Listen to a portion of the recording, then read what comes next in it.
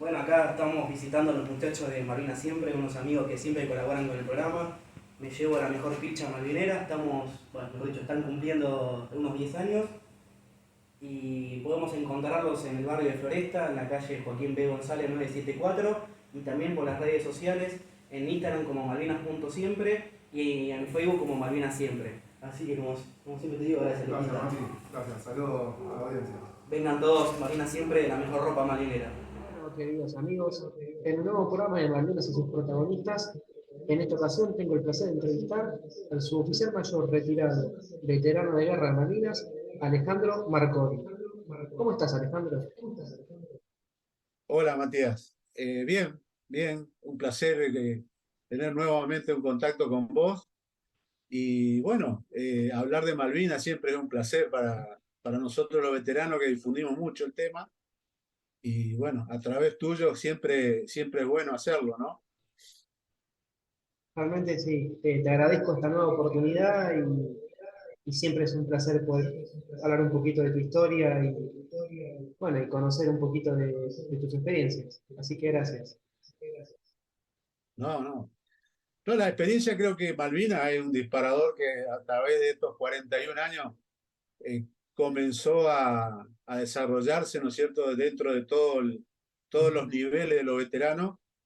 Y bueno, justamente en mí despertó un interés especial en, en tratar de saber un poquito más, de conocer un poco, profundizar el tema en cuanto a por qué nos pasó lo que nos pasó, y bueno, los resultados que obtuvimos, por qué ocurrió lo que ocurrió. En fin, es ahondar en ese tipo de investigación o de averiguaciones y datos.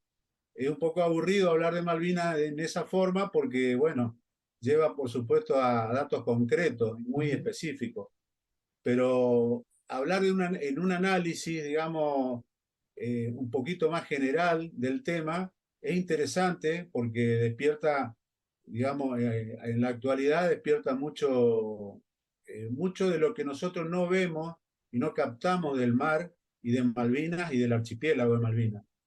Que esto es histórico en Argentina, o sea, no es una cosa nueva, pero sí es poco difundida y bueno, tengo en ese sentido un poquito de contarles, ¿no es cierto?, de qué se trata todo esto que estoy diciendo, porque por supuesto tengo que tener fundamentos para hablar de estas cosas y fui investigando un poco, a mi nivel, por supuesto, yo soy mecánico de avión, retirado, por supuesto, no soy historiador, pero les quiero decir de que estos datos y esta información está plasmado en un montón de lugares, tanto digitales como también en libros, libros que fuimos a través de la investigación, fuimos encontrándonos, ¿no es cierto?, con estos libros y realmente son interesantes. Yo ahora les voy a contar un poquito de qué se trata.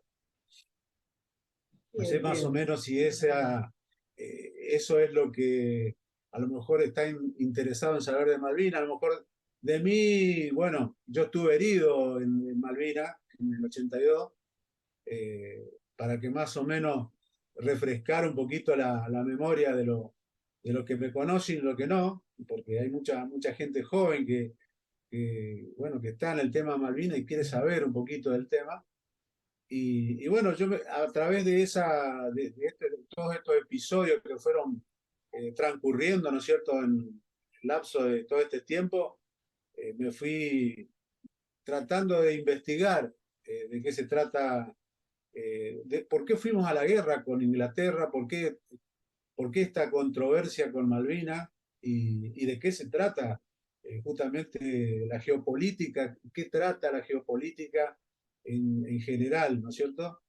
Y hoy podemos tener una información mucho acercamiento en el tema, en todos los niveles, porque por supuesto las redes sociales hacen de que nosotros nos informemos sin querer a veces de todas esas cosas, poniendo únicamente la letra, o sea, escribiendo Malvina en cualquier lugar, eh, hay una serie de temas que saltan en cuanto a la referencia, ¿no es cierto?, que nosotros podemos llegar a interesarnos.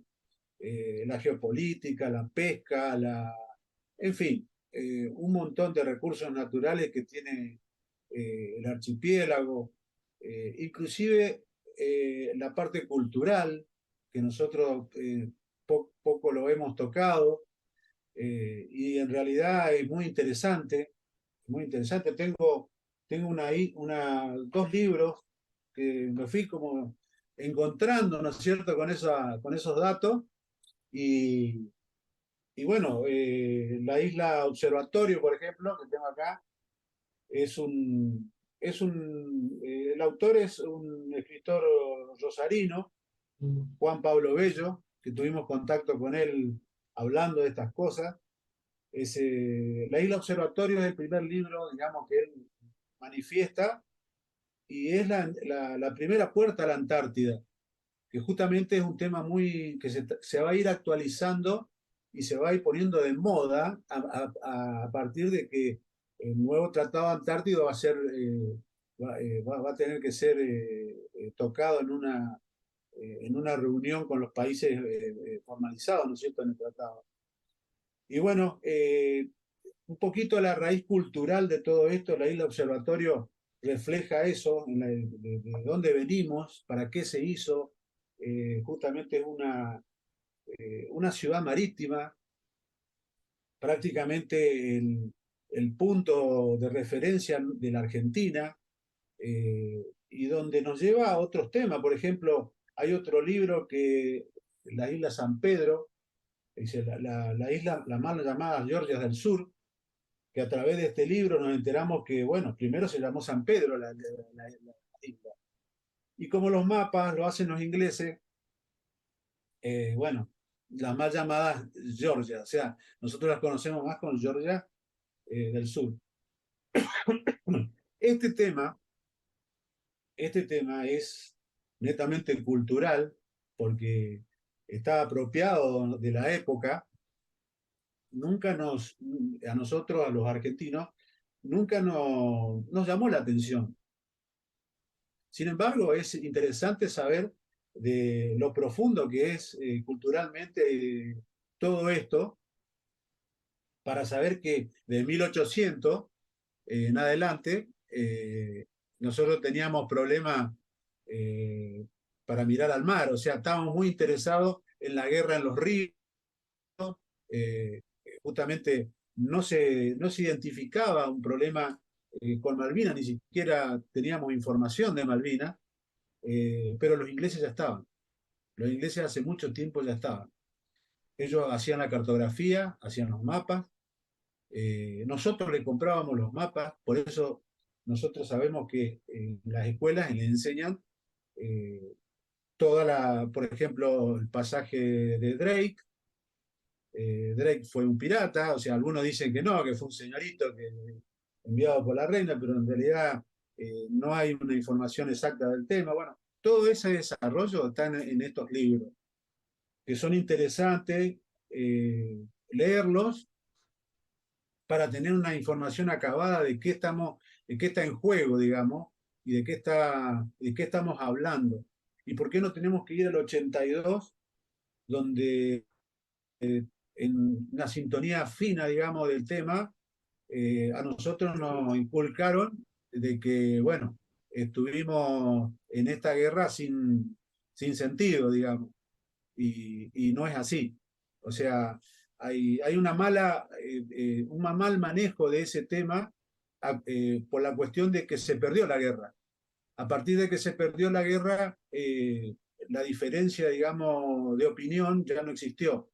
Se perdió la guerra y bueno, todos los que perdieron, no existe una opinión para los perdedores y tampoco una definición de un análisis para los que perdieron la guerra.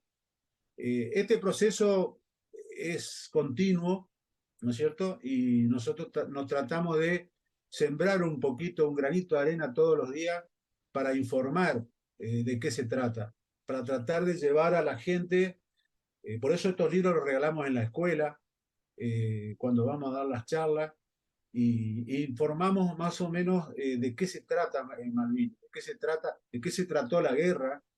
Y bueno, en realidad es un tema muy apasionante que a medida que uno se va metiendo en el tema, se va apasionando cada vez más y va conociendo cosas que uno nunca jamás pensó que eran así, o sea, que teníamos ese tipo de alternativas, digamos, geopolíticas y insertas en el mundo, nosotros los argentinos. Pero para eso hay que ser un país serio, para eso hay que tener la confianza mundial, y bueno, de eso se trata todo esto. O sea, de todo lo cultural que nosotros podemos hablar, cae en sacos rotos si no tenemos un respaldo en ese sentido como argentinos, como ciudadanos argentinos. Y de eso se trata.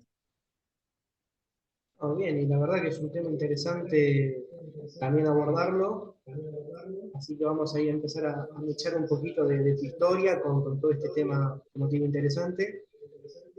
Y ya que mencionaste un poquito de que tuviste herido y demás, vamos a empezar a conocerte un poquito de tu historia del principio. Así que te pregunto, ¿en dónde naciste y esta vocación de ingresar a la Fuerza Aérea como mecánico de aviación, de dónde surgió? Bueno, es una historia a partir de digamos que yo estaba en Resistencia Chaco, yo soy oriundo de Resistencia Chaco. Ujú, Y cae en mis manos eh, una propaganda de la Fuerza Aérea, donde, bueno, resumidamente hablaba de las especialidades que uno podía elegir y, bueno, de la profesión que uno podía llegar a adquirir, ¿no es cierto?, dentro de la Fuerza Aérea. Y dentro de eso estaba mecánico de avión. ujú, Y claro, yo estaba en ese momento, estaba en el primer año de industrial, segundo año iba de industrial, y, y me llamó la atención, porque nosotros, o sea, dentro del panorama del país, de ese contexto del país que vivíamos, no había una escuela o una universidad donde enseñaran mecánico de avión, o sea, claro, era, era la Fuerza Aérea, o sea, no había otra alternativa. Entonces, bueno, dije, me voy a ir a Córdoba, a la Fuerza Aérea Argentina, a estudiar mecánico de avión. Mi meta era esa, o sea, no era ser militar, ujú, no era ese el objetivo. Mi objetivo era ser mecánico, meter la mano en los motores de los aviones y conocer los aviones. Ese era lo que yo quería. Y claro, no le pregunté a nadie, agarré, me inscribí, me vino la habilitación, me mandaron un pasaje en tren. En esa época se unía Resistencia, Santa Fe y Córdoba. ujú. O sea, se hacía un transbordo en Santa Fe y llegábamos a Córdoba. Así que tenía ese pasaje, eh, mis viejos se volvieron locos. Imagínate, yo dejaba la industrial y Claro, me iba a Córdoba, sin conocer Córdoba, a la Fuerza Aérea. ¿Viste? Bueno, eh, mi papá, creo que en ese momento, mi papá está fallecido ya, hace mucho tiempo, pero mi papá en ese momento le dice a mi mamá, déjalo que ya va a volver, no te hagas problema, esto es una cuestión de tiempo. Y bueno, la cuestión que no fue así. Eh, Primero que me sorprendió a dónde fui a parar, porque no era mecánico de avión únicamente, y bueno, toda la disciplina militar me cobijó, por así decirlo, y ahí comencé el primer cambio de vida, digamos, absoluto que tuve como adolescente, porque fue a los 15 años que me fui. Eh, y claro, un mundo nuevo totalmente, una cosa que no conocía en absoluto, ni siquiera ni una cosa ni la otra, o sea, ni la profesión de militar, ni la profesión de mecánico de avión. Ninguna de las dos era algo conocido. Lo único que pude más o menos retener era los primeros años de inicio de la escuela industrial, que sí tenía algo que ver qué sé yo, hablar en forma simétrica, los dibujos técnicos, los planos, bueno, ese tipo de interpretaciones. Bueno, eso sí me acercó un poquito al tema, que fue lo que más rápido asocié. Claro. Y bueno, en fin, ahí me fui desarrollando, egresé como cabo, y siempre que estábamos en el pabellón de estudio en Córdoba, por la ventana se veía el Pucará.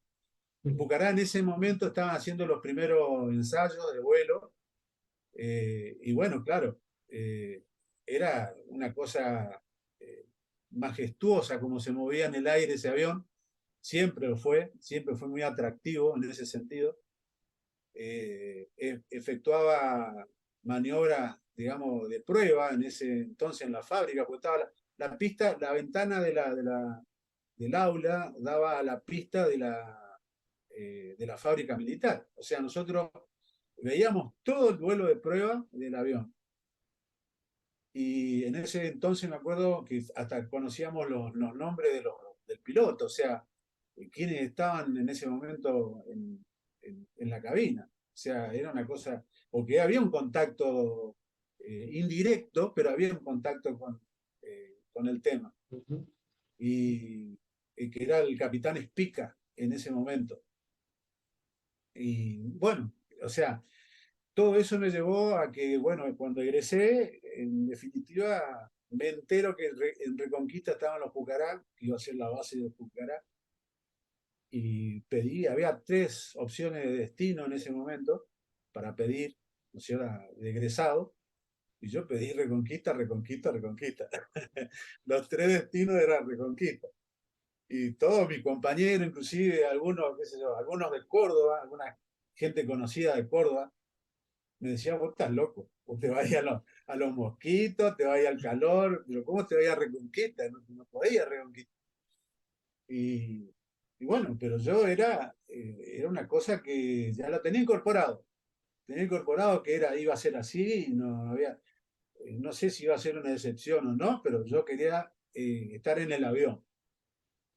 Ese era el tema. También cuando venía, por ejemplo, en las vacaciones, iba a Resistencia, pasaba por la ruta y veía los aviones estacionados.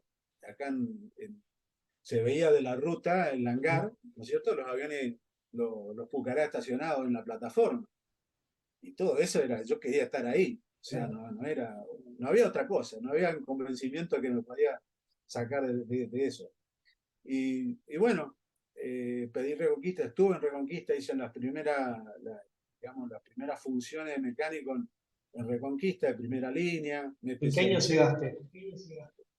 Era en 78, fines de 78. Ah, Fines de 78, egresé en fines de 78 y llegué eh, ahí, o sea, no hubo un margen porque generalmente hay, una vez egresado, se puede optar por unas vacaciones ujú. del aspirante o del cabo, en este caso egresado, y después se incorpora al, Ah, bien, al destino, digamos.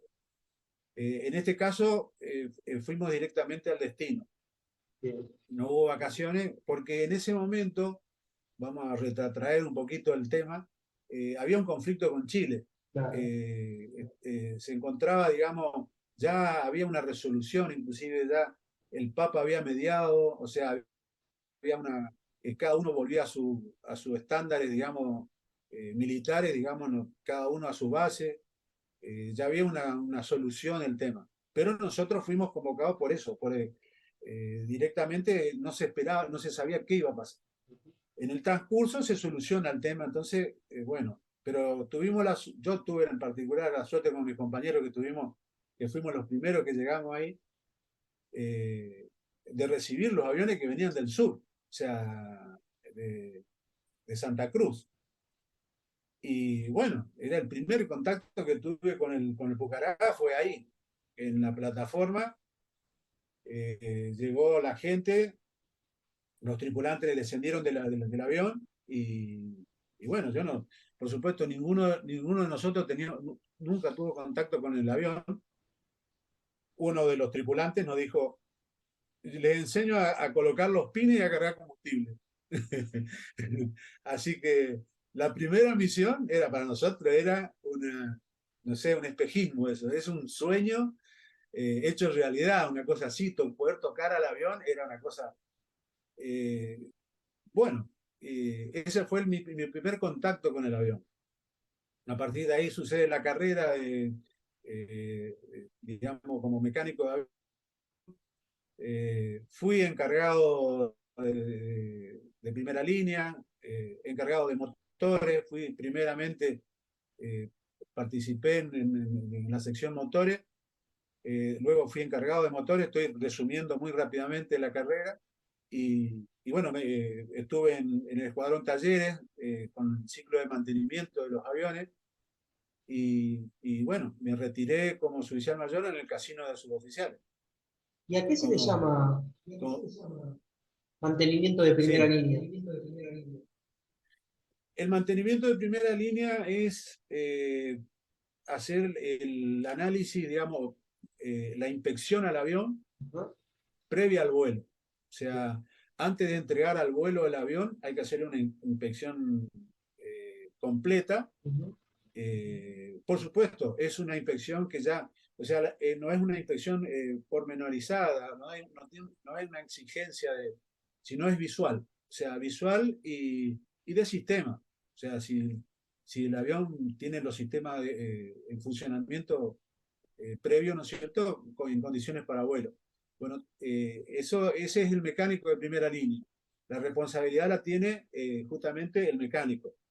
Eh, lo que acompaña, por ejemplo, los sistemas que integran, por ejemplo, instrumental, eh, comunicaciones, radio o sistema de armamento y demás, también congregan en la previa al vuelo. Pero el que libera el avión para el vuelo es el mecánico. El mecánico de avión es el que dice, está listo el avión, y bueno, lo plantea, ¿no es cierto?, a una coordinación que hay escrita, ¿no es cierto?, que esa es la que le libera, que pasaría al grupo aéreo donde le asignan al piloto el avión que nosotros le damos. Ese es el mecánico de primera línea, el que informa las novedades cuando viene de volar, hace la inspección post-vuelo e informa, ¿no es cierto?, si hay alguna novedad en el avión o en el sistema del avión, entonces, bueno, ingresa ahí a mantenimiento o no, o sigue para vuelo o está disponible para vuelo. Esa es la misión más o menos rápidamente. Por supuesto, desde sacar el avión, desde limpiarle la cabina del avión, de acomodar todos los arneses de asiento eyectable, a informar cualquier tipo de novedad que tenga en cuanto a eso y solucionarla lo más rápidamente posible para el vuelo. Porque no nos olvidemos que estamos hablando de un avión de combate, o sea, no es lo mismo para un avión civil, ¿no es cierto? Los procedimientos son a lo mejor un poquito más profundos y exhaustivos. Esto es al revés, o sea, lo exhaustivo se realiza en un hangar y ya se pone lo más, digamos, referente, lo más, digamos, evidente, lo saca ujú. el mecánico con el timing que tiene el mecánico de que está en la línea, muy rápidamente, o sea, porque hay algo que sí refleja, ¿no es cierto?, el tema de desarrollar ese tipo de actividad, tener un avión, dos aviones, tres aviones, vuelos nocturnos. Nosotros teníamos, me acuerdo, llegamos a tener tres turnos de 15 aviones eh, por jornada, digamos, y teníamos vuelos mañana, tarde y noche. O sea, esa capacidad teníamos de entrenamiento. Ujú. Entonces, claro, para nosotros era muy fácil detectar algo que estaba mal, era muy fácil, digamos, hacer un relevamiento del avión, tanto antes de salir como cuando venía, cuando volvía. O sea, y el contacto con el piloto también tengo tal problema y ya sabíamos de qué se trataba. O sea, había una relación en esa actividad que está fuera de la capacidad que uno pueda tener como mecánico, sino que es hacia la relación, digamos, laboral. Claro. Eh, Eso es, digamos, lo que también rescatamos de esos momentos de la Fuerza Aérea que fueron tan intensos, ¿no es cierto?, de Ujú. entrenamiento. Por eso a lo mejor los resultados que se obtuvieron sin mucha tecnología, o sea, el entrenamiento y el acercamiento con el personal era, en ese sentido, era muy bueno, o sea, el entrenamiento era muy bueno. Eh, Quedó demostrado que fue muy bueno, porque a pesar de que no estaban preparados para ese tipo de tareas, ataque a buques y ese tipo de cosas, sin embargo, se lo hizo, se lo logró y se lo hizo. O sea, siempre se buscó La forma. ese tipo de solución, digamos, en el combate. Bueno, eso habla de más o menos de qué es lo que ocurrió en esos momentos. Eh, y bueno, hablar de mi carrera en ese sentido, resumidamente, porque mi carrera sigue después de Malvinas. Eh, yo fui herido, como cabo fui a Malvinas y fue como mecánico de primera línea. Recién estaba haciendo mis primeros pasos en motores cuando fui a Malvinas, pero allá mi función fue mecánico de primera línea. Y, y claro, ahí es donde, bueno, llegamos el 2 de abril, o sea, el 2 de abril llega el primer escuadrón de Pucará, nosotros llegamos después. El primer escuadrón de Pucará llega el 2 de abril justamente a la mañana, en horas de la tarde, y con los tripulantes que eran los pilotos y los mecánicos indispensables, digamos. Había un motorista, un radio, un electricista que iban de copiloto y un mecánico de armamento. Son los cuatro que fueron desplegados junto con los pilotos que llegaron, los primeros que llegaron a Malvinas. Y bueno, a partir de ahí, el 9 de abril, desplegamos en un Hércules, en forma autónoma ya, con todos los elementos. En eso teníamos ya un entrenamiento, porque anduvimos por todo el país nosotros, siempre entrenando con los aviones. Y, y bueno, ese tipo de timing, digamos, ya lo teníamos, sabíamos qué iba en el Hércules, qué capacidad tenía el Hércules, estaba todo, digamos, controlado, el mismo Hércules, o sea, los mismos tripulantes de Hércules sabían cuando desplegaba un sistema de armas como Pucará, qué iban a llevar, eh, los lugares asignados, los elementos asignados. Nosotros funcionamos en forma autónoma, o sea, no necesitábamos ir a un aeropuerto para, para funcionar, pero sí necesitamos combustible, o sea, necesitamos combustible, necesitamos algunas otras cosas que sí es otro tema, el tema logístico, que es otro tema diferenciado de lo que pasó, ¿no es cierto? Y, y bueno, pero en definitiva era lo que estábamos acostumbrados a hacer. No íbamos tampoco a un terreno que era muy desconocido. O sea, sí, nos encontramos con la turba, ¿no es cierto? Que es un terreno, un suelo, digamos, muy diferenciado de lo que es Santa Cruz Ujú. o el sur, pero tampoco tan diferente. O sea, o sea, de la turba son 20 centímetros y abajo hay piedra. Sabemos que dificultó todo eso, pero ya por eso la explicación ya va por otro camino. Y en definitiva se formó la base aérea Malvinas, base aérea militar Cóndor, que fue la que también reformuló, ¿no es cierto?, la estrategia. Eh, hay un vicecomodoro que escribió un libro que tratamos de traerlo a Reconquista el año pasado, pero vamos a ver si lo podemos traer ahora para que presente el libro acá.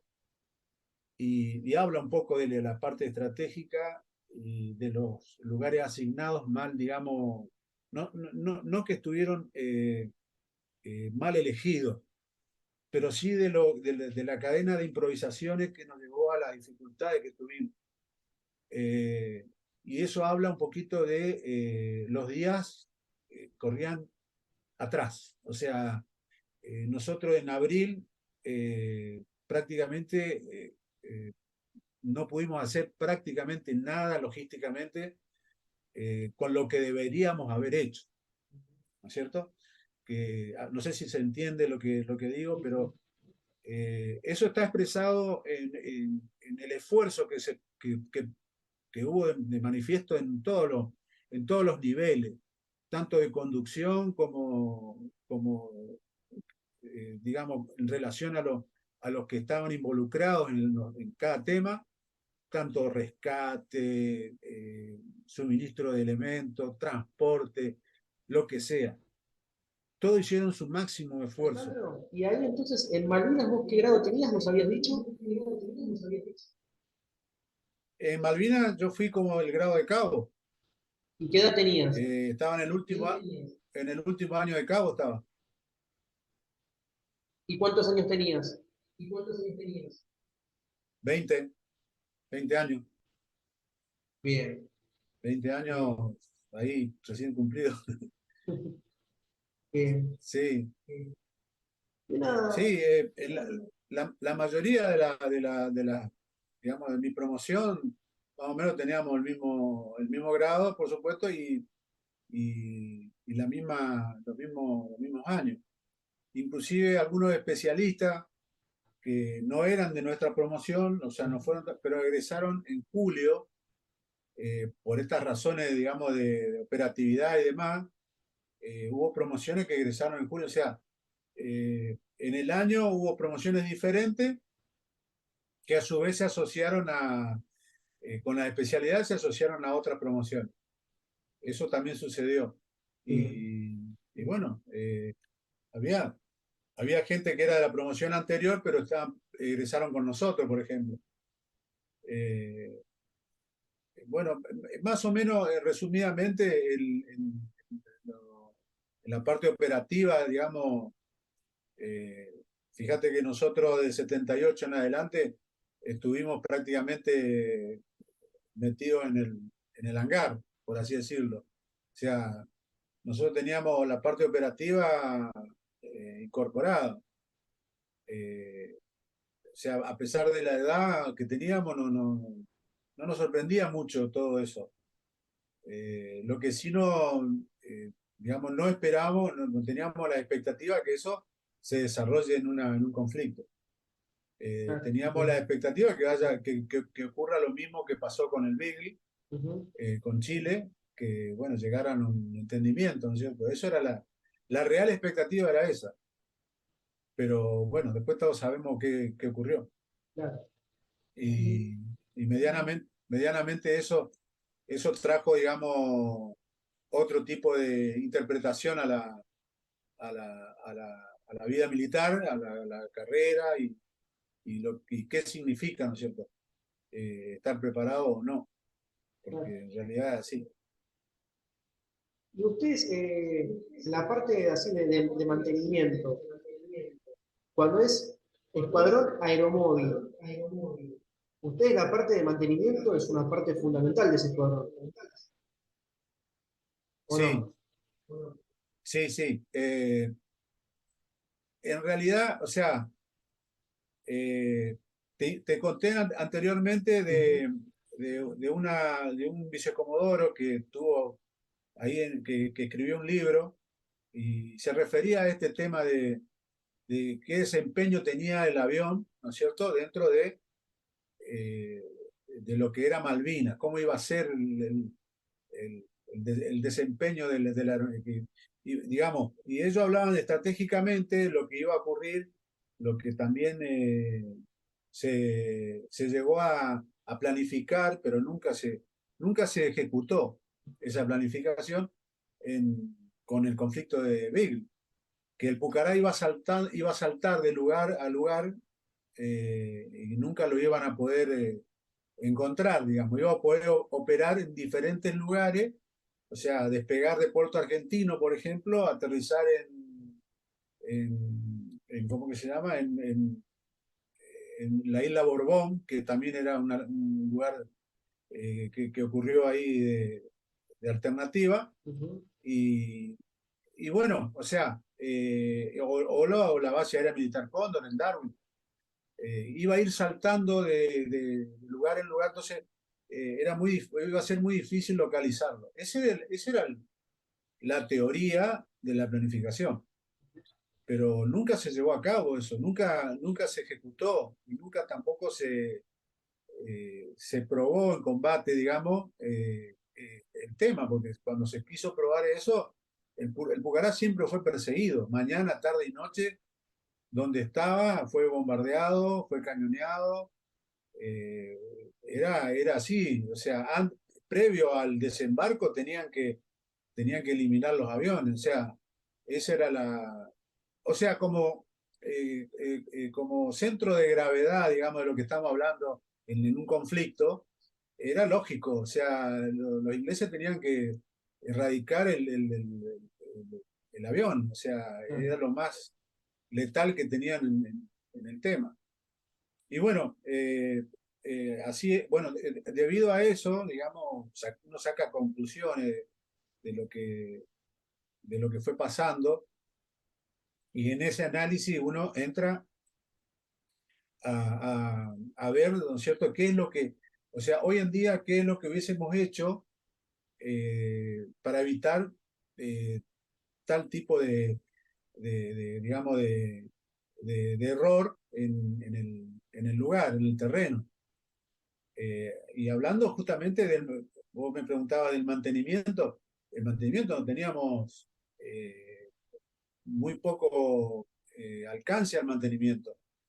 Entonces había fallas, digamos, que supuestamente debíamos analizarla y teníamos que verla, y eran obviadas, pero el piloto la sabía.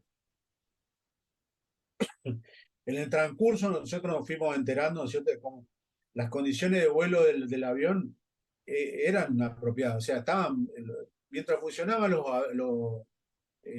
las hélices, los motores, y pudiera despegar, y el circuito de armamento esté armado, estaba todo bien. O Ujú. sea, eso era así de sencillo. Claro, las condiciones daban a aviones que estaban directamente, no se podían operar, quedaron muchos fuera de servicio después del 1 de mayo, que fue el ataque a la base aérea militar Cóndor, donde tuvimos muchas bajas de nuestros compañeros, mecánicos de armamento, muchos heridos. Eso diezmó, ¿no es cierto?, en la tarea, digamos, de mantenimiento del avión, o sea, en la asistencia del mantenimiento, o sea, la asistencia para el vuelo sería del avión. El mantenimiento era muy poco lo que se podía hacer, cambiar una hélice. Yo recuerdo que uno de mis compañeros contó que hubo cosas como esa, o sea, cambiar un regulador de combustible en el motor. También ocurrió, un compañero también lo contó. O sea, ese tipo de mantenimiento existió, que para nosotros era muy normal en Reconquista o en un lugar, ¿no es cierto?, un poquito más preparado, digamos, Claro. para un taller, que en el medio del campo. O sea, lo hemos hecho en el campo, muchas veces lo hemos hecho. Y hay muchas anécdotas en el tema, o sea, en Salta, por ejemplo, en una oportunidad, me acuerdo que teniendo todo el personal a disposición, porque se funcionaba en forma autónoma, Ujú. Bucará desplegaba con por eso es la escuadrón aeromóvil, desplegaba con todo el personal, todo el material de asistencia al avión, y claro, en una oportunidad nosotros llevamos inclusive un motor de repuesto a Salta, y justamente uno de los aviones tiene inconveniente, tiene un bombeo y tiene un inconveniente en el motor y había que reemplazarlo. En oportunidad que no teníamos motores en stock, digamos, teníamos que pedir al motor que nos envíen el motor, o sea, todo ese trámite, digamos, logístico que era, digamos, un poquito llevado en el tiempo. a veces había integrantes que se tenían que quedar en el lugar para hacer esa tarea, en fin, un montón de otras cosas. En esta ocasión llevábamos un motor y en una hora lo pusimos en servicio el avión. O sea, con toda la gente disponible, con a las 24 horas ahí sobre el material y demás, en 24 horas estaba listo para el vuelo, pero estaba listo para el vuelo, o sea, no es que improvisadamente porque estaba el motor ahí lo pudimos hacer, sino que se hicieron los pasos adecuados en forma tan práctica, digamos, tan normales, o sea, todo funcionó sin mediar palabra, o sea, cada uno hacía su tarea, porque recordemos que el cambio de un motor significa poner a punto después el material, los sistemas, que funcionen bien todas las hélices, que, en fin, todo lo que conlleva el cambio de motor. Y en una hora estaba listo, o sea, estaba listo para el vuelo, estaba firmado por el inspector y avalado por todos los especialistas, o sea, en esas condiciones trabajábamos. Y estábamos acostumbrados, inclusive con un malacate de un auto hicimos el trabajo, porque el malacate que llevábamos nosotros había que armarlo y no, o sea, el tiempo era, me iba a agarrar la noche, en fin, se iban a ir configurando otras cosas que no queríamos, entonces había un malacate que estaba listo, que era de un automóvil que estaba en el hangar, justamente en un hangar de Salta, y lo pudimos utilizar como tal, porque son 400 kilos que tiene el motor, o sea, no tampoco es una cosa muy Ujú. pesada, y lo pudimos utilizar. Y bueno, todas esas cosas que, fíjate vos como lo que ocurrió en Malvinas, o sea, se desarmaron las coheteras, y eso lo hicieron mis compañeros, porque yo estaba herido, yo ya estaba en el hospital, pero a través de todo lo que las reseñas que se fueron recopilando, los testimonios, bueno, hoy podemos sacar en concreto lo que ocurrió después. Y se desarmaron las coheteras, se improvisaron las coheteras para la defensa de la Van Cóndor, de la base aérea militar Cóndor, y se utilizaron los cohetes que llevaban los aviones Ujú. en forma terrestre, digamos. Cosas como esa.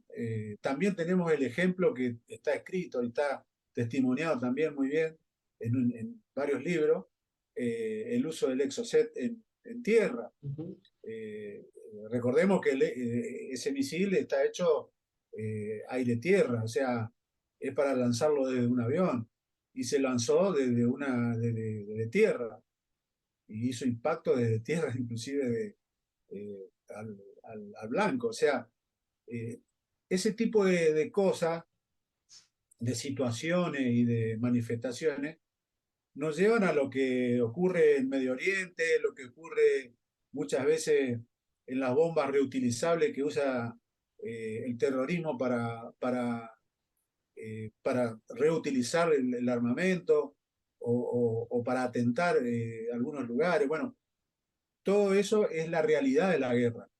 O sea, nosotros muchas veces cuando o tenemos este tipo de charlas con la escuela, con algunos organismos, a lo mejor nos juntamos en un asado con los muchachos que están interesados en saberlo y hablamos de estas cosas, porque cada vez es más interesante la charla.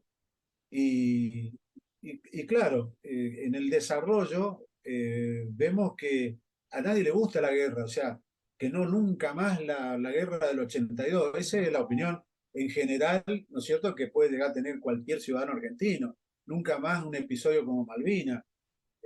Pero las malas noticias son que las guerras ocurren, no, se manifiestan por diferentes situaciones, no son provocadas por el común de la gente, no es provocada por un ciudadano que ama la paz, y ni siquiera el soldado que ama la paz, porque los soldados, ningún soldado yo creo que quiere la guerra, que ama la guerra, no es así. Eh, pero sin embargo existen, o sea, los conflictos existen y van a seguir existiendo, porque la raza humana, está visto que en la historia la raza humana está hecho el poder y lo que hablábamos hoy de la geopolítica y demás, en base a las guerras. Se manifiestan con las guerras. Y están los que ganan las guerras y los que pierden la guerra y pierden lo que defendían. Entonces, en ese contexto de que estamos hablando, y dicho esto, por supuesto yo no soy un sabio en el tema, pero es un análisis muy, después de ver todas estas cosas que ocurrieron y después de analizar lo que me pasó y lo que nos pasó a mis compañeros que murieron allá, uno entiende de por qué, para qué estamos, para qué está las Fuerzas Armadas, para qué se genera un entrenamiento para las Fuerzas Armadas. No importa el material, evidentemente no importa el material, porque el daño que le ocasionamos a la flota, eh, de la forma que se le ocasionó, evidentemente no importaba mucho el material. Hay otros aspectos que son más interesantes, hay escritos también del tema, donde el personal es mucho más importante y el entrenamiento que tiene ese personal es mucho más importante que el material mismo. Un tenedor puede ser un arma, por ejemplo.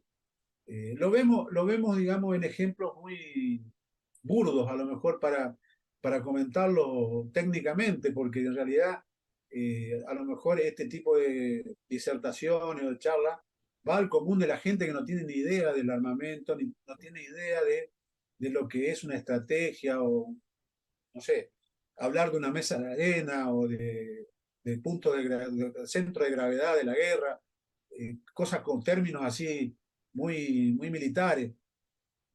Y por eso se lo lleva a un terreno donde se pueda, digamos, entender todo esto.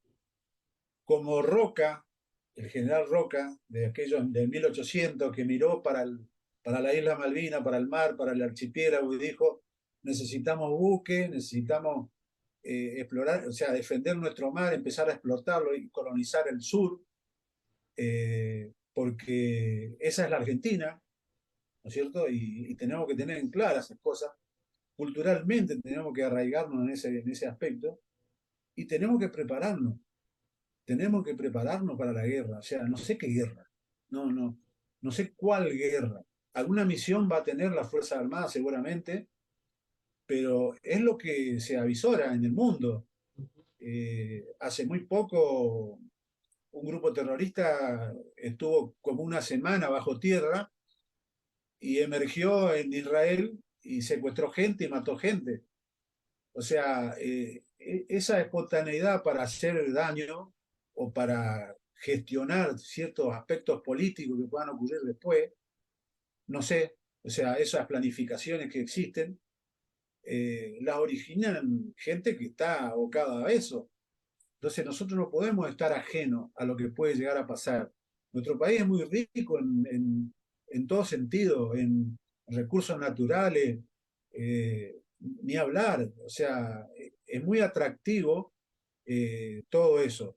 Y las Malvinas es una herramienta nuestra donde nosotros los veteranos de guerra sobre todo entendemos que no hay que renunciar a eso, o sea, porque es justamente el epicentro del desarrollo de estos temas, donde podemos llegar a expresarnos, ¿no es cierto?, como Cancillería, como, en fin, los que estén integrados al tema, en solucionarlo al tema, porque la prioridad es esa, pero tenemos que tener una disuasión apropiada para sentarnos a una mesa a conversar, porque la realidad es esa, o sea, el poder que ejercen algunos países en cuanto al nivel militar que pueden llegar a tener, al poder militar que también tienen, eh, es muy diferenciado con respecto a nosotros, con respecto a Latinoamérica.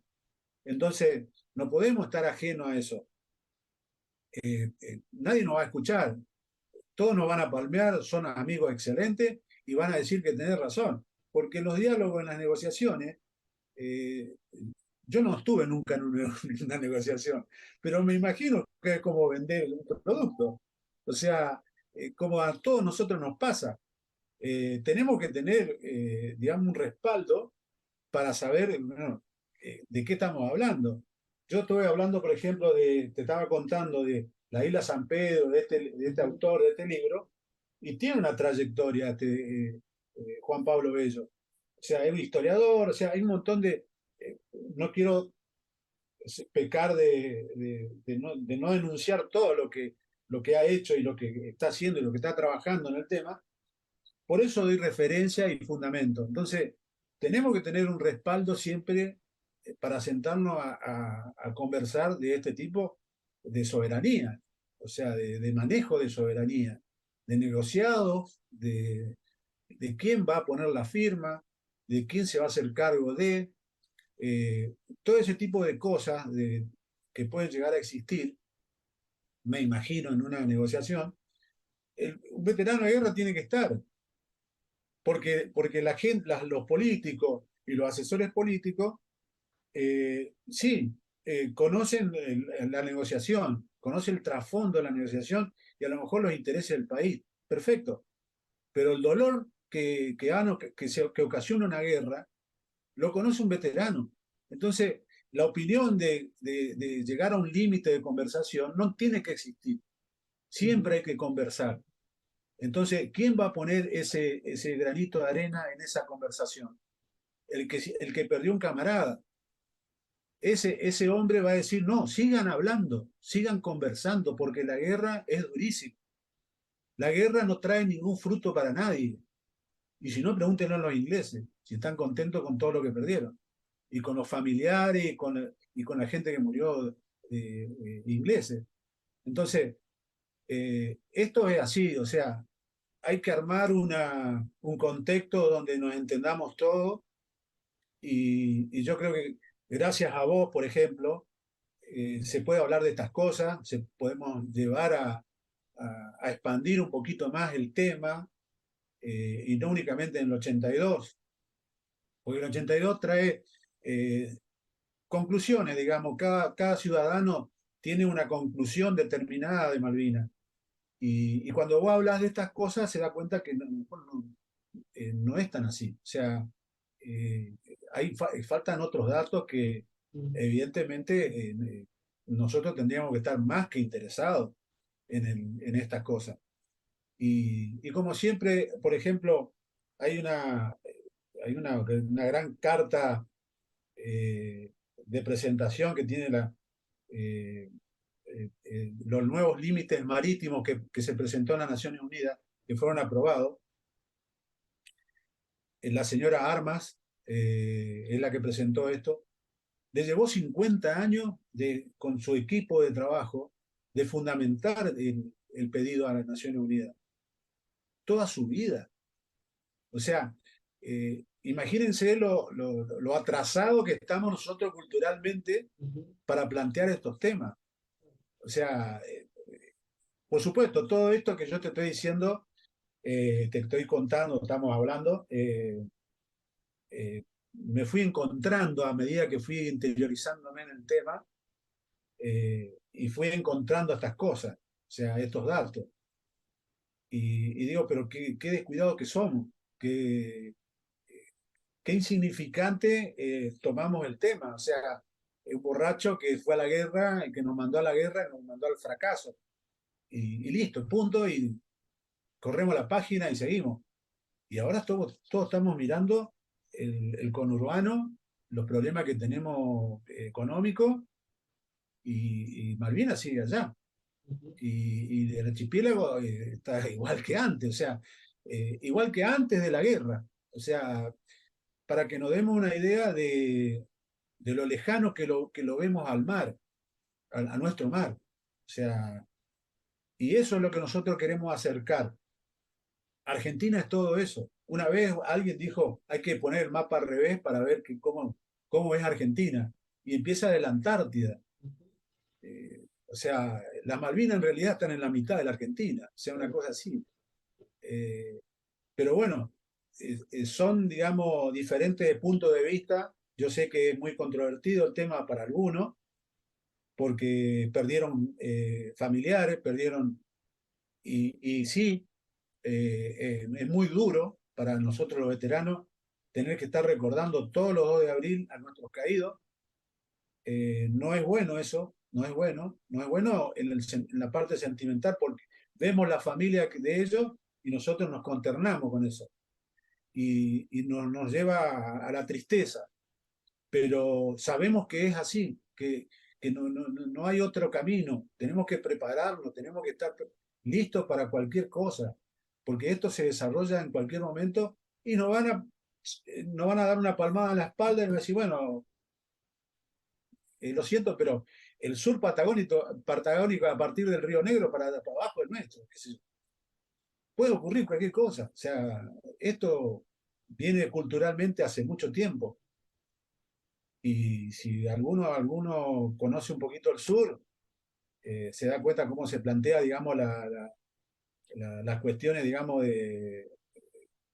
culturales. En el sur hay muchos chilenos, mucha gente chilena, sin desmerecerlo, ¿no? Pero son chilenos que viven en Argentina, ¿no? No ciudadanos que se convirtieron en argentinos siendo chilenos. O sea, hay mucha generación antigua indígena que dice ser, o sea, y toma tierras, y bueno, de eso se trata estos temas, de eso se trata culturalmente estos temas. Son muy difíciles porque está lo justo y está lo injusto de todas estas cosas.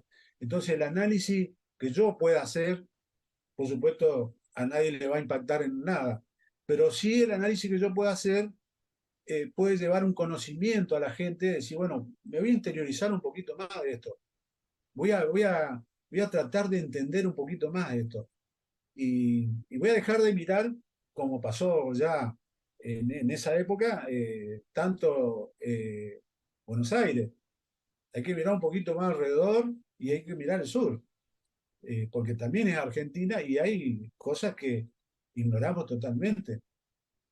Tenemos que colorizar como en 1800, cuando el general Roca dijo vamos a comprar barcos, y vamos a ir al mar y vamos a comercializar, vamos a industrializar la Argentina. Tenemos que hacerlo porque estamos muy atrasados. Es inmediato eso. Y bueno, una de las salidas económicas, ninguna duda que es esa. Ahora, cómo lo vamos a realizar? Y bueno, esa es la pregunta que me gustaría contestarla, pero yo creo que a todos nos gustaría contestar, pero es trabajo. Y ahí es donde, o sea, nosotros somos veteranos de guerra, estuvimos en Malvinas, estuvimos en el conflicto, pero no somos los dueños de Malvinas. El dueño de Malvinas es ciudadano argentino, somos todos argentinos. Entonces, esa parte, digamos, de pertenencia, esa es la que nosotros queremos llevarle a la gente, decir, bueno, eh, pongámonos las pilas. Todo eso que está limítrofe, que es nuestro, o sea, asumámoslo como tal. Y preocupémonos, porque, claro, nosotros, por ejemplo, del mar, acá en el norte, decimos, bueno, vamos de vacaciones y tenemos las olas allá en Mar del Plata y para ahí terminó el mar para nosotros. Y comer unos mariscos y punto. Ese es el mar que conocemos. Pero los intereses mundiales no miran así el mar nuestro. Los intereses geopolíticos que hay, de los puntos y aparte que pueden haber desde Malvinas en adelante, no miran, o sea, los países poderosos no lo miran como lo miramos nosotros. Eso tenemos que tener en claro. Eso lo tenemos que tener en claro y afianzar. Las Fuerzas Armadas, el gobierno y todos los ciudadanos. La verdad que No sé si está, si está de acuerdo o me fui por un canal que no era, ¿no? no, o sea, concuerdo con vos, la parte geopolítica, geoestratégica siempre fue importante, no por nada, después de 41 años los ingleses siguen sin querer negociar lo que son las islas, sabiendo que es la entrada a la Antártida, eso es recontra sabido, y más que ahora que, si no me equivoco, 2030 se termina el Tratado Antártico, y eso va a ser algo muy clave, la verdad. Bueno, ahí hay un claro ejemplo de lo que puede ocurrir, porque cada país va a poder reclamar lo que quiera. o lo que pueda, no sé, o lo que se le antoje. Y va a haber un planteo donde nosotros no tenemos respaldo. Nosotros somos los malos de la película en todo sentido, somos poco confiables. Entonces tenemos que empezar a entender de que así como puede cambiar la Antártida para nosotros, podemos qué sé yo, resumirlo en otros temas, ¿no es cierto? Pero la geografía de la Antártida puede cambiar para nuestro mapa, puede cambiar para nosotros, también puede cambiar para otros. O sea, esta negociación se necesita de gente muy preparada, con los temas muy claros, dentro de los cuales ingresa en el Tratado Antártico, ingresa el tema Malvinas. No nos olvidemos de que estratégicamente Inglaterra necesita un trampolín para Antártida. Y el único trampolín que tiene directo es la Malvinas. O sea, No, ni siquiera Chile, porque mañana Chile dice, no, yo no persigo sus intereses, qué sé yo, lo que quiera, y no es lo mismo. O sea, en cambio, Inglaterra ya está en Malvinas y necesita Malvinas no por para nada ir la a proyección británica de la Antártida es la misma que la de nosotros, y un poquito más amplia también. ninguna duda, ninguna duda. Ese es un razonamiento que te lo estoy diciendo yo nada más mirando el mapa. O Ujú, sea, yo creo que cualquiera se puede dar cuenta de esas cosas y de todo lo que está pasando en el mundo. claro. La guerra Ucrania-Rusia, uno se puede dar cuenta perfectamente cómo van los intereses. Se desarrollan perfectamente, o sea, más allá de los acontecimientos, ¿no es cierto? Analizado el pormenor, pero en un contexto general uno se da cuenta que los países del mundo, qué intereses persiguen. Son recursos naturales, o sea, es muy evidente todo.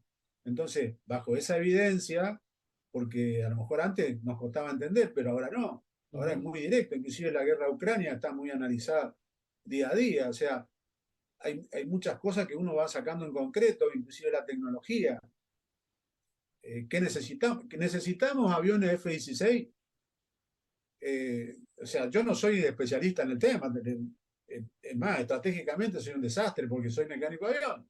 O sea, Ujú. no percibo otra, pero tengo una opinión. O sea, como ciudadano puedo opinar de acuerdo a mi experiencia que tuve y a lo que estoy viendo y está sucediendo y a lo que estoy leyendo. Entonces, en la guerra de Ucrania no están usando muchos aviones interceptores, ni cazas, ni porque le dio unos malos resultados y dolores de cabeza. Entonces, están usando otra tecnología. Y bueno, hay, entremos a movernos porque se nos viene una cosa que no va a ser muy fácil de resolver. Una vez que Ujú. compremos los aviones, bueno, no sé, ¿para qué lo queremos? ¿A quién vamos a interceptar? O sea, eh, narcotráfico, bueno, compremos aviones adecuados para eso. O sea, hay muchas cosas, muchos planteos, digamos, de planificación. En todo se planifica, no existe algo así improvisado. Malvinas es un claro ejemplo de la improvisación.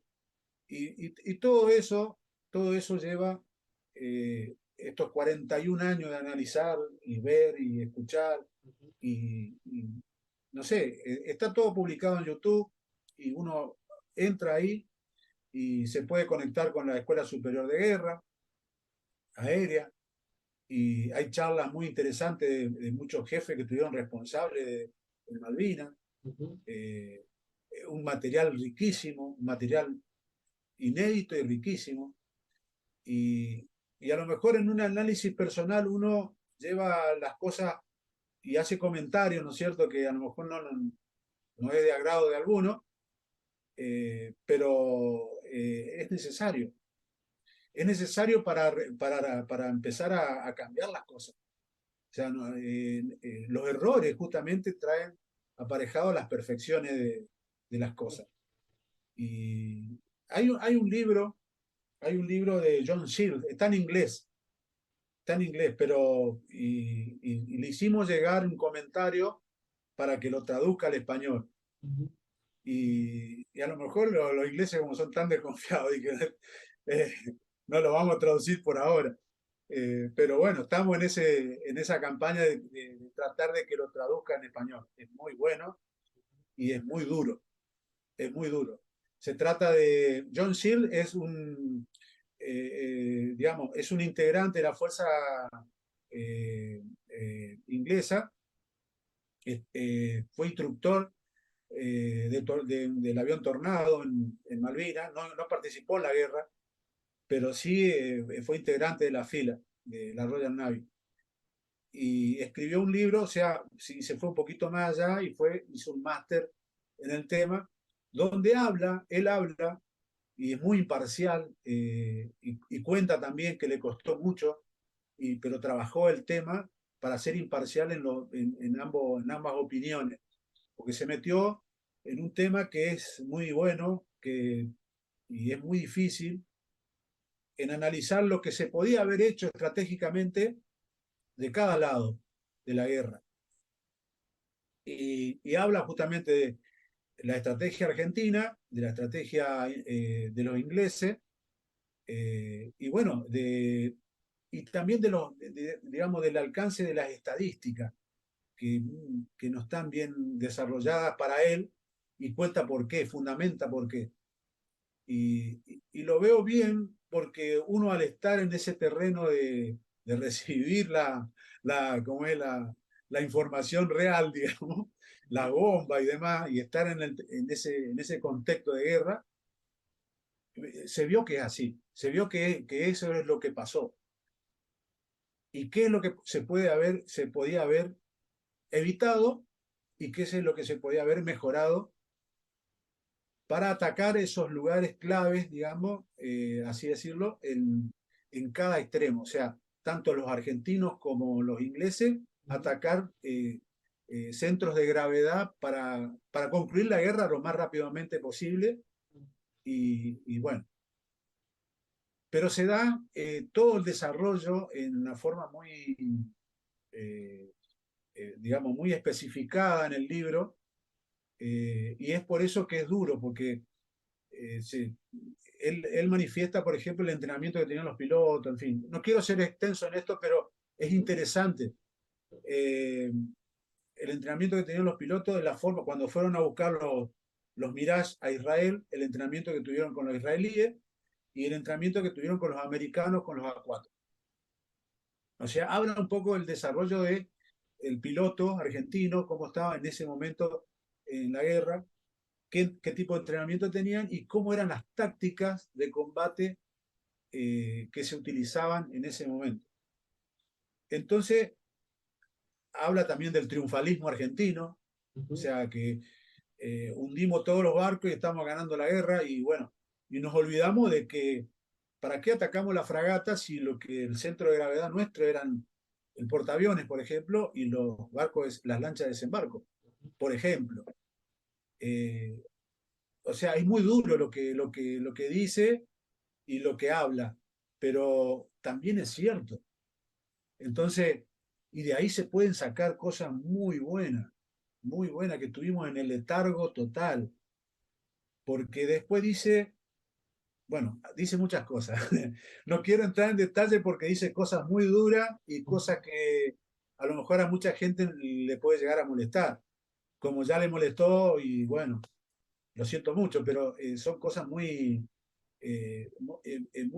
¿cómo te puedo decir? Muy reales, y cosas que realmente, así como redundante, ¿no es cierto?, en el tema, pero eh, se podían haber evitado y se podían haber ocasionado a lo mejor otro tipo de circunstancias en la guerra.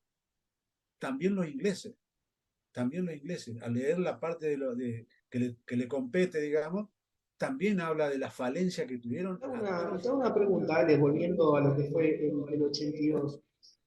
¿Ustedes cuándo llegan a la Van Cóndor?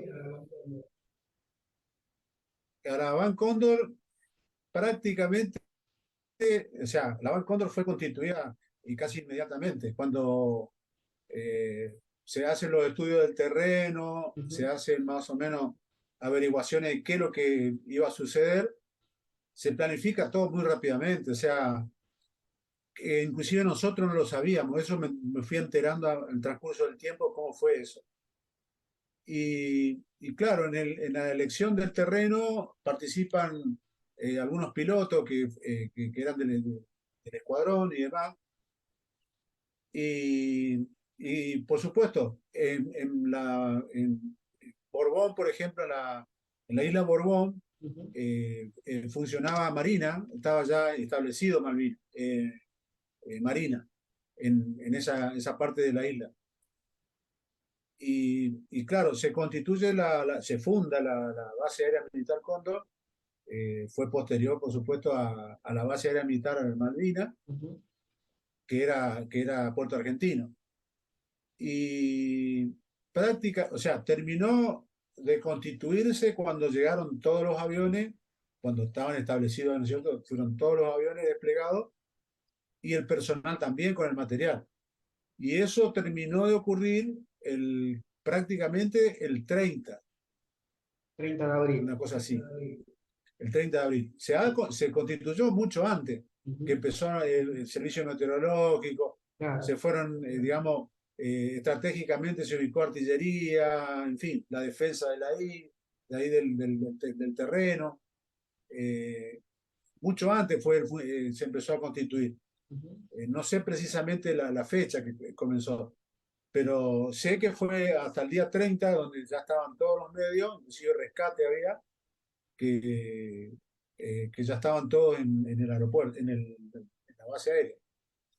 Y, pero claro, eso duró muy poco, porque en realidad no la constitución de la base siguió siendo hasta el final de la guerra, pero el que esté en asentamiento los aviones ahí duró muy poco, porque después del 1 de mayo prácticamente evacuaron todos tanto a Isla Borbón como a Puerto Argentino nuevamente. Claro. Así se desarrolló. Y ya que mencionas el 1 de mayo, ¿cómo fue el ataque ahí en la Van Cóndor y en la situación en que vos quedaste herido? En particular, bueno,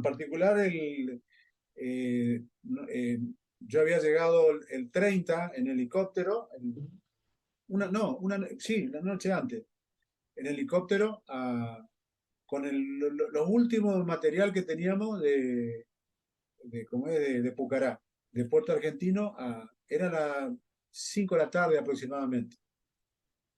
Y se hizo la noche muy rápidamente porque yo me junté con mis compañeros, que la primera vez que lo veía después de mucho, algunos, y mucho tiempo, y bueno, tuvimos conversaciones, más, en fin, reencuentro, y ya nos tocó la cena, que nosotros, para eso la cena era una cosa muy particular, porque en Puerto Argentino teníamos un comedor, íbamos todos, Fuerza Aérea iba a un comedor, era otra situación, y que también cambió después del primer bombardeo.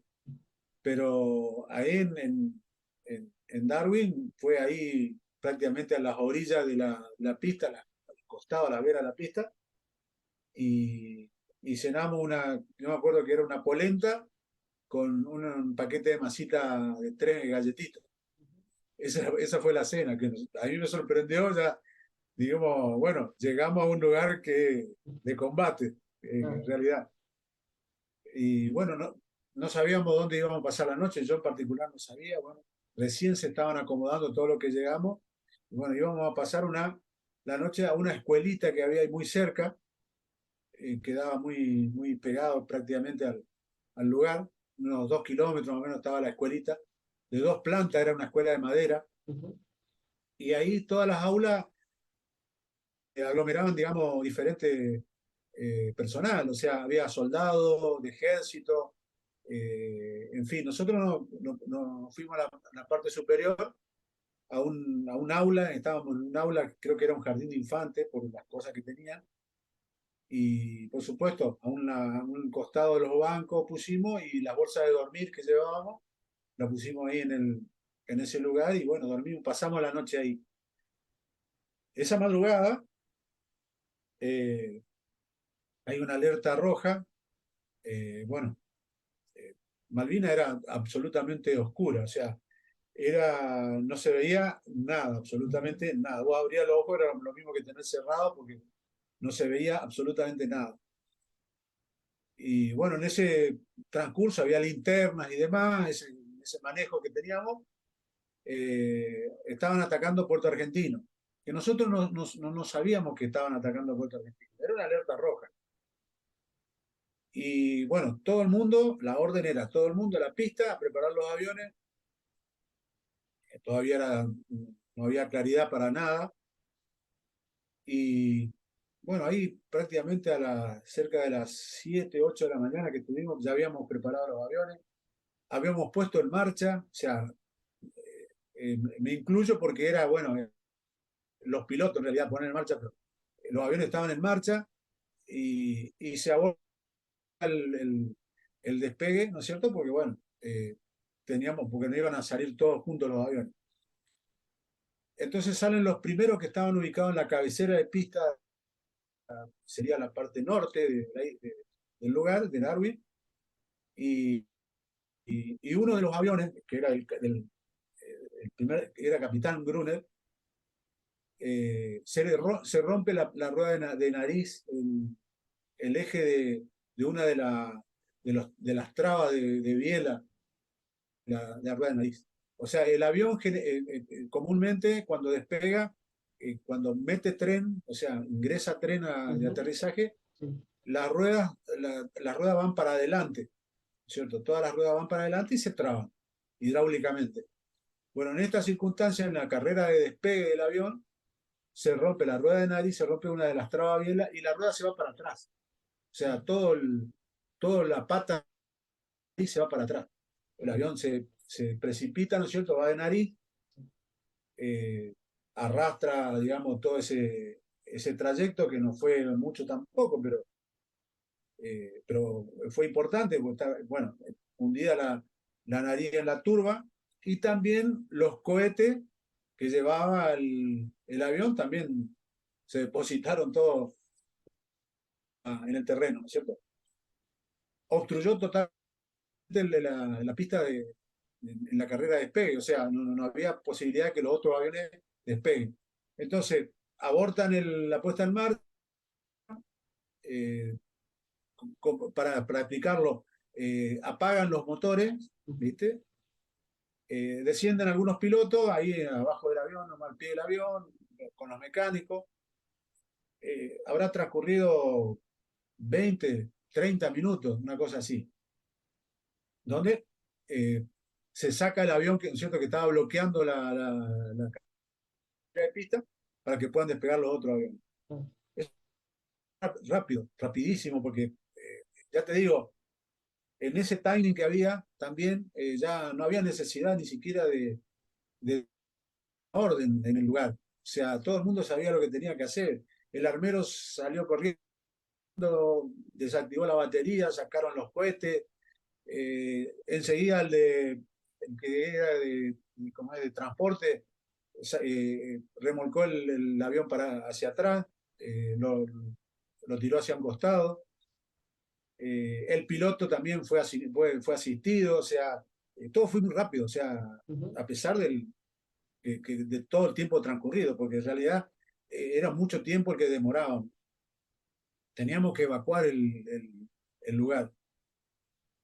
Salieron dos aviones, el tercero quedó, y cuando estábamos poniendo, bueno, dice, bueno, está desbloqueada la pista, está listo, a poner en marcha nuevamente, se produce el ataque.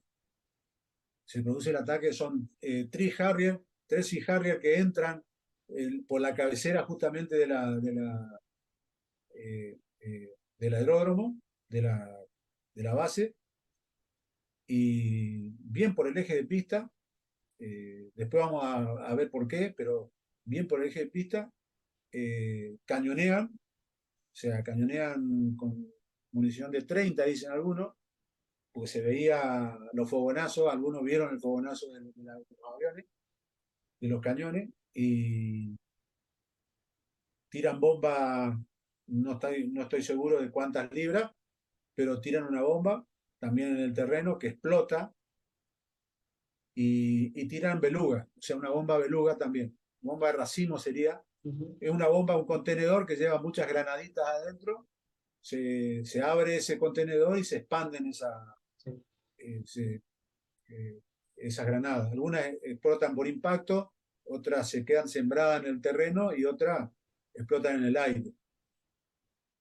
Y bueno, fuimos alcanzados la mayoría por la bomba de racimo. La mayoría de nuestros compañeros, digamos, fallecieron ahí con esa bomba de racimo.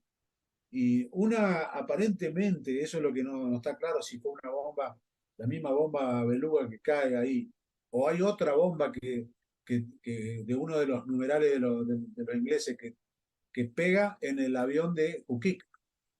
Ukik se estaba atando y justamente para poner en marcha también, y pega en el tanque de combustible, o sea, atrás de la cabina del piloto está el tanque de combustible y pega ahí, se parte el avión, o sea, explota el avión. Para que se den una idea, bueno, todo lo que conlleva todo eso, ¿no es cierto? O sea, la situación que se crea, era el caos mismo. Pero todo eso, digamos, viendo y configurando, ¿no es cierto? Reconfigurando la escena. En particular a mí, yo estaba en la carpa porque teníamos un fusil también,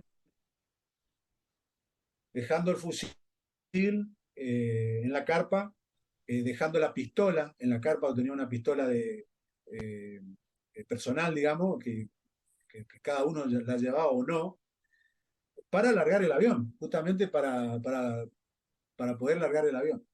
Y cuando estoy saliendo de la carpa, escucho el rugir de la turbina, bien característico.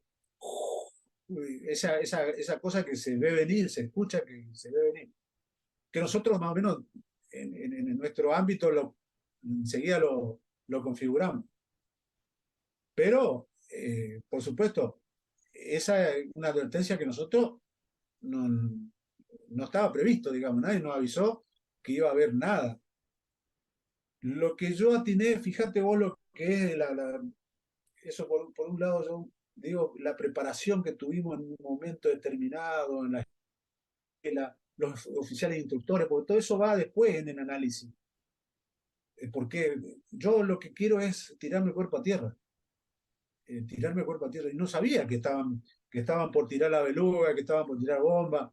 Escuché el ruido de la turbina. O sea, el cuerpo estaba preparado para cualquier evento de esa naturaleza, evidentemente. Y la mayoría de mis compañeros estaban en el mismo canal, porque la mayoría hacer lo mismo. Yo no llegué a la tierra, yo no llegué al piso porque rebotaba. En el piso rebotaba permanentemente.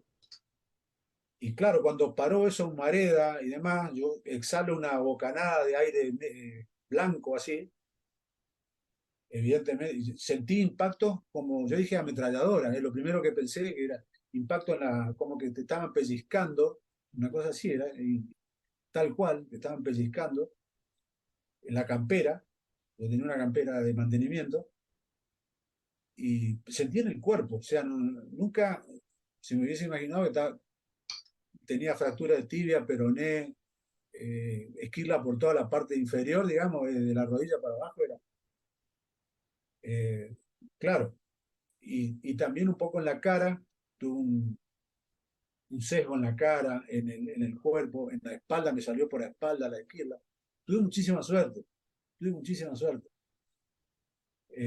Más allá de la suerte, entiendo que hubo, digamos, principios que se cumplieron, digamos, porque si no, no podía tener tanta suerte, que no me pegara nada en el cuerpo directamente, que sí, a lo mejor un compañero mío lo recibió.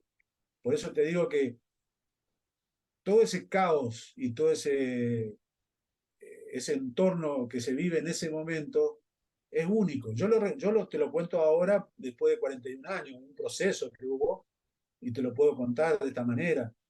Es más, puedo ahondar en detalles si alguien lo quiere. Antes no lo podía contar, no lo podía contar. Es muy difícil contarlo, porque es muy difícil, o sea, transmitir eso eh, digamos, no hay una relación donde alguien puede sentir empatía porque son circunstancias muy particulares, ¿no? no existen para una persona ese tipo de situación nunca. Ujú, Entonces, tratar de expresarlo con palabras, el objetivo es que se entienda qué situación estaba viviendo cada uno en particular. Y verdaderamente eso era un caos. Ahí es como se terminaron las palabras, digamos, el primer disparo y ahí se conoció la realidad de cada uno. O sea, cada uno se enfrentó con uno mismo. O sea, qué tenía que hacer, qué es lo que y poder hacer lo que pudo. Porque en realidad sí, eso pasó con todos mis compañeros. Algunos lo pudieron enfrentar, otros no. Eh, o sea, todo el personal se manifestó de esa forma. Y fíjate vos las comparaciones que hay. A mí me sacaron, por ejemplo, mi compañero Rodolfo fue el que yo no me podía parar. Yo quería pararme y no podía. Claro, si tenía todo averiado, pero la adrenalina no me dejaba sentir las piernas que tenía, que me dolían o una cosa así. Yo me quería parar, o sea, mi intención era pararme y no me podía parar. Y mi compañero me ve así, que yo me agarra de la campera, del cuello de la campera y me arrastra a un lugar atrás de la carpa, donde ahí me tira, porque no había otra forma. Y ahí y yo también, ahí, inclusive en ese pozo de zorro que había, que lo habían trabajado los muchachos, que vengamos nosotros, encontraban 20 y abajo piedra. Entonces estaban con un cincel larguísimo, estaban, ujú. pegaban para romper las piedras para hacer un pozo. Y ahí estaba. En ese lugar estuve y me quería parar ahí en ese pozo. No podía. Decía, ¿qué me pasa? Y ahí me asiste un primer teniente, que era el jefe nuestro de momento, donde también yo tenía un apósito que no era normal que lo tenga. Tenía un apósito en el bolsillo que me lo dio un integrante del grupo en Puerto Argentino.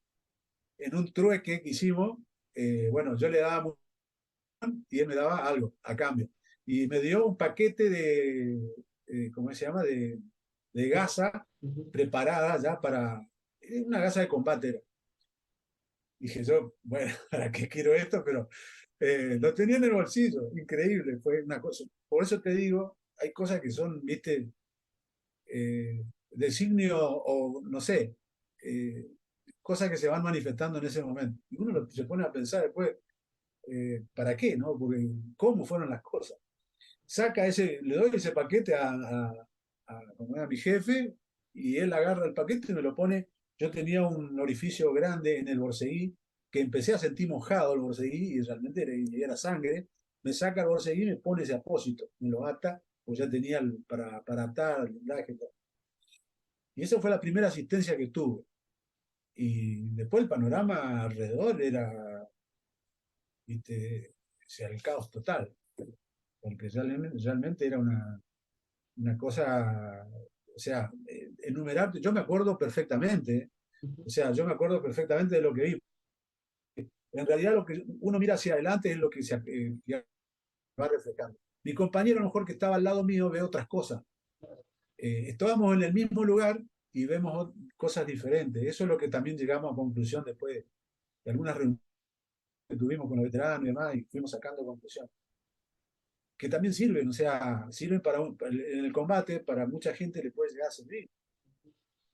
Y de eso es lo que de lo que hablamos siempre. La carpa al lado de la no tenía que haber estado, por ejemplo. Eh, ¿Qué sé yo? Los mecánicos con los armeros, todos juntos al lado de los aviones, no tenía pasado eso. Bueno, en fin, detalles que uno analizándolo va encontrando, digamos, los factores que digamos, cambiar.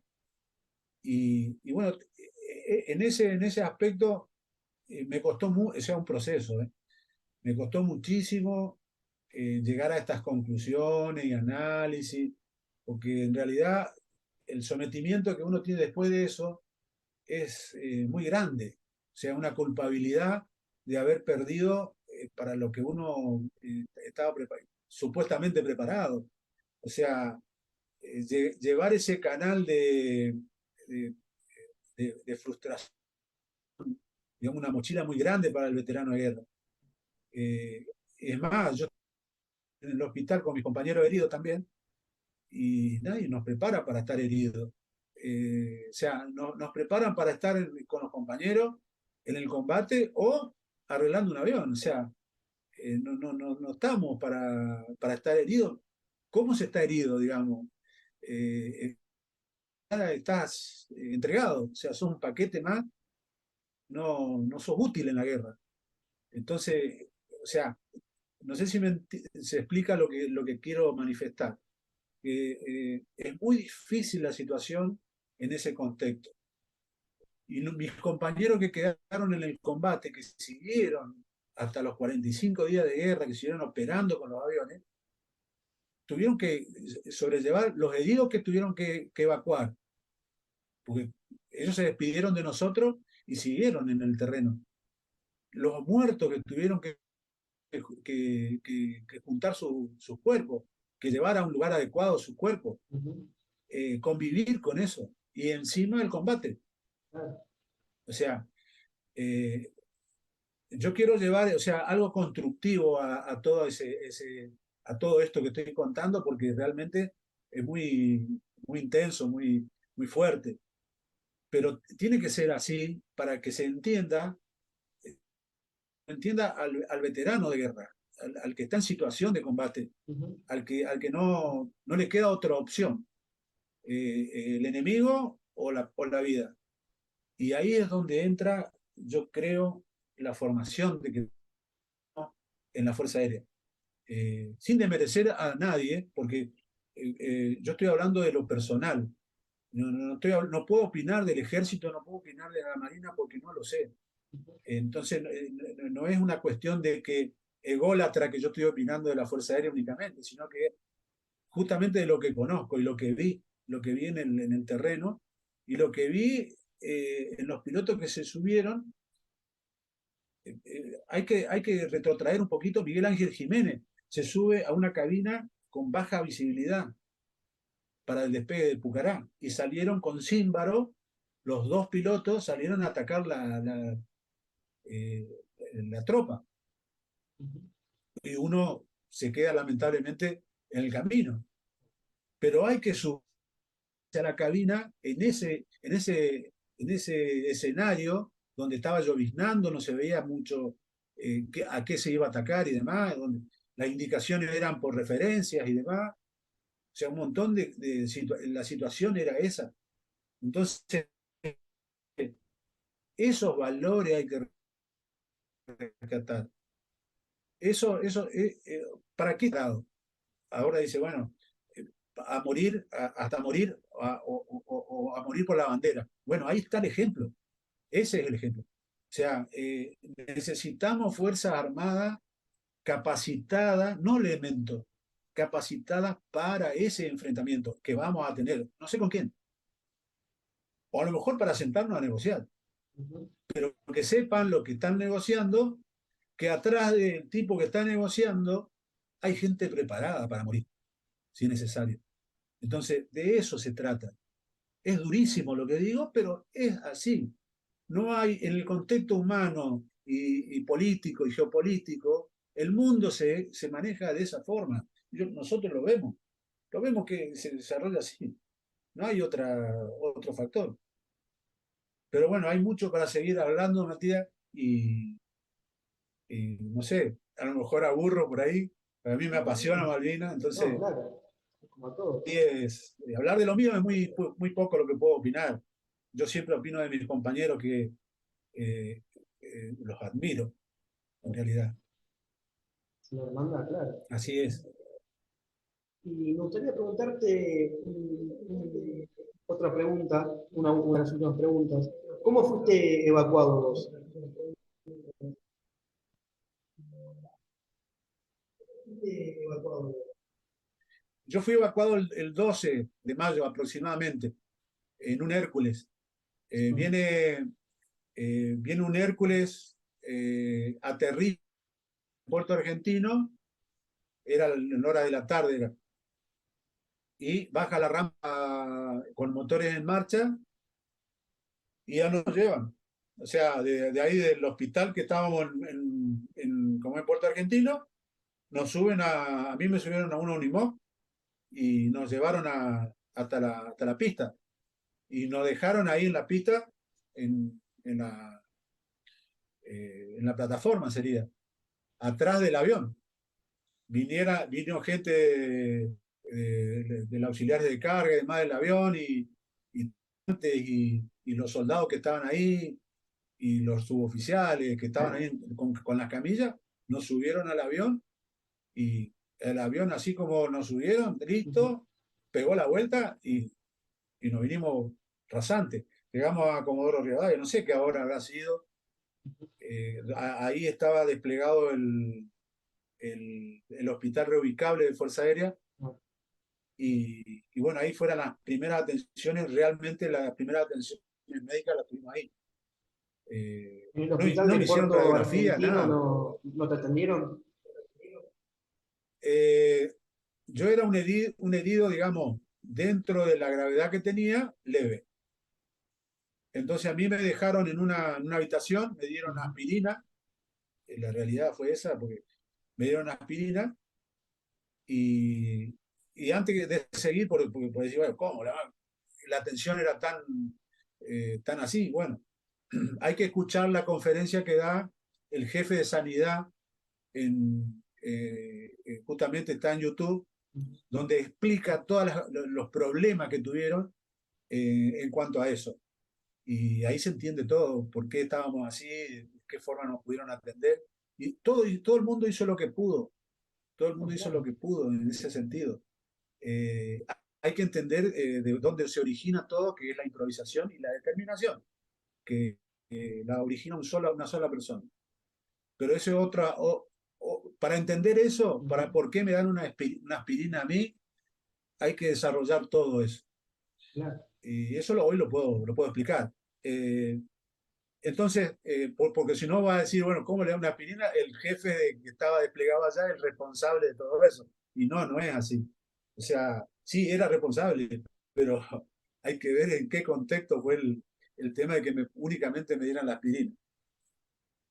Había heridos de gravedad, había que los llevaron a otro lado, había gente que los llevaron a un quirófano y bueno, diferentes tipos de mutilaciones. Nosotros teníamos un soldado porque estábamos los heridos todos juntos prácticamente y había gente de ejército. Un herido de ejército que le habían amputado una pierna y le dolía. Y estaba a la noche, por ejemplo, era a la noche, ya cuando nos llevaron a ese lugar, y estábamos todos juntos, tirados en el piso, con colchones, ¿cierto? Todos tirados en el piso en una habitación. Y estaba este muchacho ahí al lado, que nunca lo pudimos localizar después, queríamos ver dónde lo podíamos, pero bueno. Y le dolía muchísimo.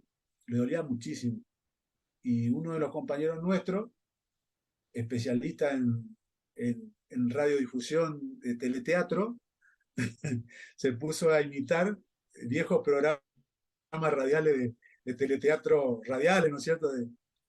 Y este chico se reía. O sea, el objetivo nuestro era ese, o sea, que sacarlo de ese contexto que tenía, eh, de todo el shock que tenía, porque en realidad él fue de una forma y volvió de otra, o sea, estaba volviendo de otra. Y la asistencia que tenía ahí era porque justamente él ya tenía una solución inmediata ya. Le habían amputado el pie. Y, o sea, imagínate cómo era el proceso de todo lo demás. Eh, y más o menos así se manejaban las cosas. Entonces, en la medida que más se podía, evacuar. O sea, mandarlo al continente donde a lo mejor le podían solucionar algo y listo. O sea, lo más grave salieron primero y nosotros salimos más o menos el día 12, más o menos, nos evacuaron casi a la totalidad, creo. Porque yo no, o sea, no podía caminar nada, pero no estaba tan grave. Entonces, yo creo que conmigo fueron la mayoría de los que estaban menos graves. Y fuimos los últimos prácticamente que pasamos. ¿Y vos de tus fracturas te enteraste entonces en el continente que estabas fracturado? Sí, en realidad ya me imaginé, porque me habían dicho ahí cuando en las primeras atenciones Ujú, en Puerto Argentino, ya me dijeron que tenía fractura, pero no sabía. O sea, no había no me sacaron una radiografía, ujú, no tenía localizados los lugares. Tampoco sabía por qué, claro, porque yo opinaba que era munición de ametralladora, imagínate, y no eran de la beluga. Entonces, y esquila de beluga era hablar de plástico, metralla, ujú, de todo, materiales, digamos, de todo tipo, entiendo. fundición y demás. Entonces, había de todo.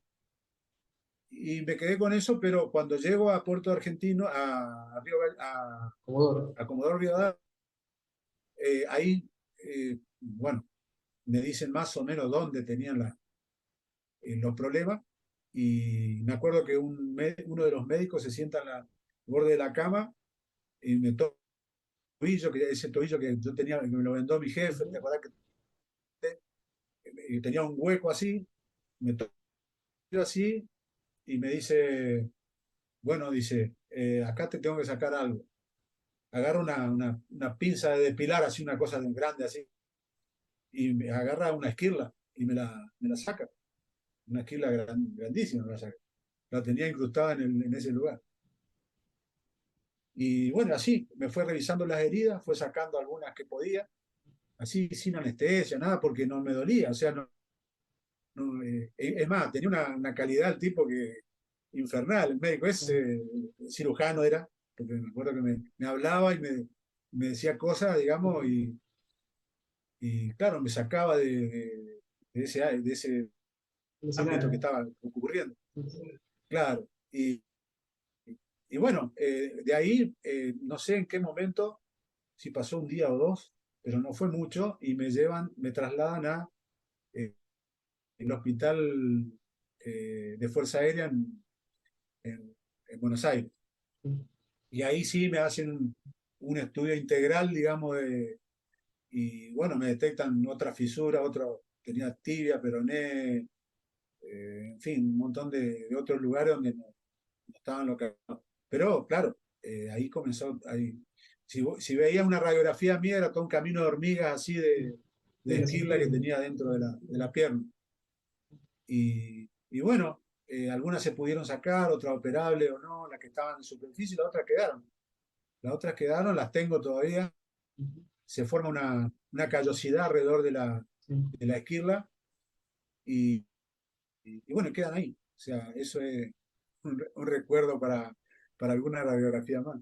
Que las ujú, tengo, las tengo para mostrarle a los muchachos a ver cómo es. Y, y bueno, más o menos esa es en definición. Después, el transcurso de mi carrera no fue de negación, pero sí de dejar atrás todo eso. ujú, Unos 6 7 años que yo no hablé nunca. Nadie sabía que yo era veterano de guerra. ujú. En fin, otra historia, otro episodio, digamos, para contar que también ocurrió. Y social, ¿no es cierto?, que también ocurrió. Claro. Hoy es Hoy- diferente todo, hoy es muy diferente. Hoy la gente viene y te pregunta, Claro, eh, o sea, hay otro enfoque al tema claro. y es muy, muy bueno. O sea, nosotros nos sentimos reconfortados y muy acompañados por la sociedad, muy reconocidos, y eso es muy buena sensación, muy buena. Sobre todo entendiendo, o sea, hay que entender lo que entendiendo de que nuestros compañeros muertos no lo pueden recibir a ese mensaje. Y al recibirlo a través nuestro, nosotros entendemos que ese mensaje se lo podemos llevar a su familia, ese sentimiento, eh, eso que podemos vivir hoy con el reconocimiento. Ujú. Entonces, eso es lo bueno, eso es lo que digamos, queremos contarle. Y la verdad, el mensaje de ustedes siempre es bien recibido y como siempre digo, cada veterano que nos cuenta sus historias es la única forma que nosotros tenemos de aprender de ustedes, no solamente de lo que pasó, sino también de todos los valores que nos vienen dejando hace 41 años. Así que Así es. realmente te agradezco por este tiempo, como siempre te digo, es un placer charlar con vos, así que realmente gracias por ser parte del programa. Yo siempre dispuesto en lo que vos necesites, porque vos sos un precursor de todo esto, sos un avanzado del tema, porque es muy ciudadano lo tuyo, muy de alma, y llevaste siempre el tema Malvinas adelante, y nosotros después nos fuimos acoplando a lo que vos necesitabas y demás, y después nos pusimos a investigar y a todo esto que estamos hablando hoy. Pero vos fuiste uno de los precursores de llevar este tema a la difusión, eh, o sea, a la difusión seria del tema. Y no, digamos, sacando una conclusión, sino escuchando a los veteranos, haciendo participar a los veteranos, que cuenten los veteranos qué es lo que pasa y demás, qué es lo que sienten y demás.